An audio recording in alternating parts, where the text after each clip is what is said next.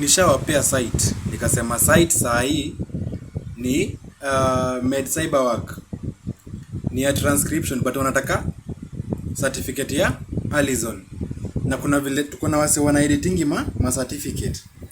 What are you still doing here?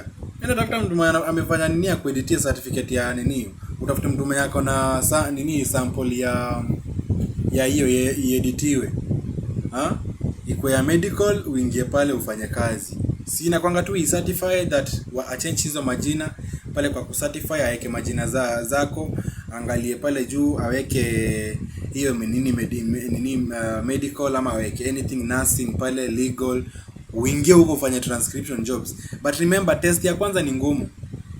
Always test ya kwanza ni ngumu pale, si mchezo. So ingia pale ufanye kazi. Ukifika huko laptop yako ukue fast kwa kutype.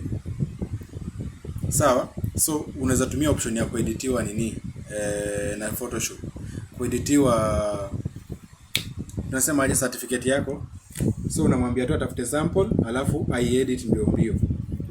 Alafu naingia live saa hizo, tunaweza ongelea hiyo site pia. Tupatane live.